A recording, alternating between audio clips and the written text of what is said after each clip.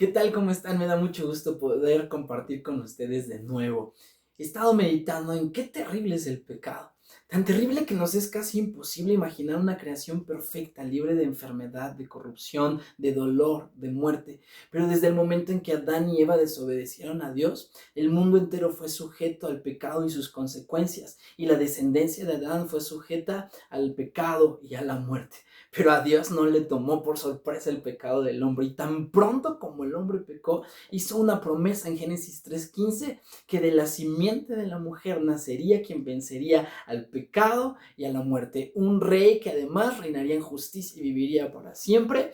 Y entonces el Señor escogió a un hombre, Abraham, y de ese hombre hizo un pueblo, el pueblo de Israel, y de ese pueblo escogió una tribu, la tribu de Judá, la cual prometió vendría ese rey que una vez vencido el pecado y a la muerte, reinaría para siempre en justicia. Tal vez teniendo esto en mente fue que el pueblo de Israel, después de muchos años de ser gobernados por jueces, pidieron un rey, pero la primera monarquía fracasó en manos de Saúl.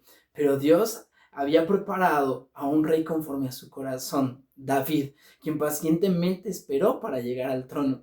Y tal vez si hubiéramos vivido en el tiempo de David, hubiéramos podido pensar que él podría ser el ungido prometido. ¿Por qué? Porque todo lo hacía bien. ¡Qué rey fue David! Y hoy vamos a estudiar precisamente 5 aspectos que caracterizaron el reino de David y que además se relacionan con el reino del ungido que vencerá al pecado y a la muerte para siempre, Jesús. Vamos a leer 2 de Samuel capítulo 8 y voy a leer por secciones. Primero voy a leer del 1 al 8.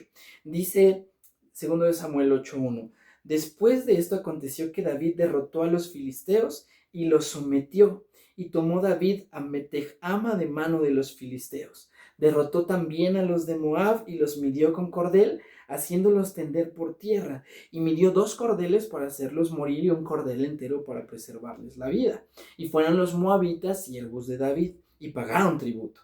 Asimismo derrotó David a Hadadezer, hijo de Rehob, rey de Soba, al ir a recuperar su territorio al río Éufrates. Y tomó David de ellos 1,700 hombres de a caballo y 20,000 hombres de a pie, y desjarretó David los caballos de todos los carros, pero dejó suficientes para 100 carros. Versículo 5. Y vinieron los sirios de Damasco para dar ayuda a Hadadezer, rey de Soba, y David hirió a los sirios a 22,000 hombres. Puso luego David guarnición en Siria de Damasco, y los sirios fueron hechos siervos de David, sujetos a tributo. Y Jehová daba la victoria a David por donde quiera que fue.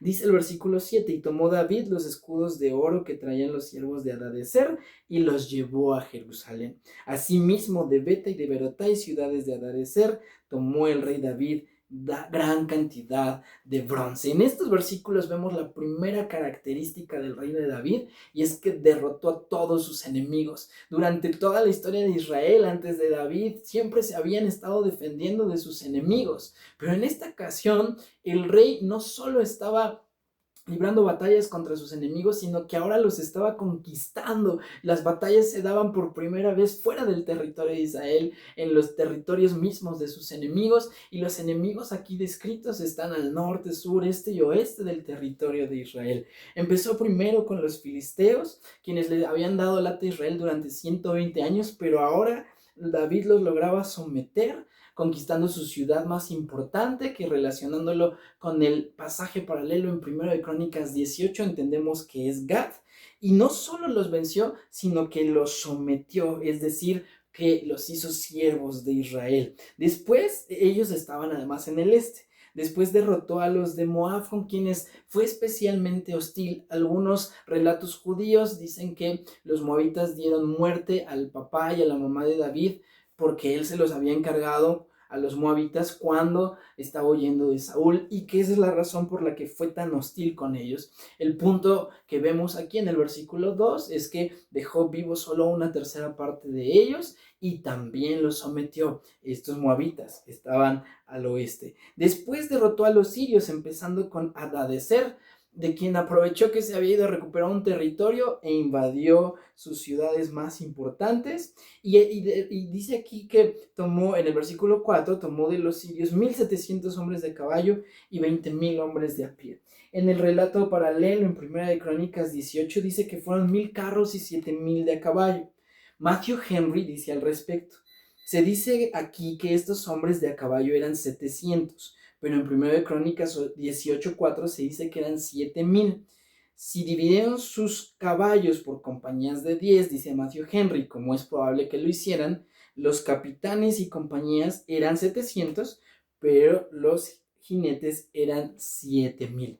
El punto también importante que debemos de observar con esto es que David los desjarretó, es decir, les cortó el tendón, la parte de atrás del tendón de las patas traseras, inhabilitándolos para la guerra, y solo se quedó con lo suficiente para tener 100 carros. Esto es muy interesante por 3 puntos importantes. El primero es que David, con un ejército sin caballería, derrotó a un ejército con caballería. El segundo es que la ley de Dios estaba en el corazón de este rey y por eso no acumuló carros ni caballos, solo los que necesitaba. Y el tercero es que su confianza entonces no estaba en su fuerza, sino en el Señor de los ejércitos. Mientras derrotaba a Hadadezer, otro rey de los sirios intentó ayudarlos, los sirios de Damasco, pero también los derrotó, y en esta ocasión a 22,000 hombres, según lo que nos dice el versículo 5. Y también conquistó las ciudades y los sujetó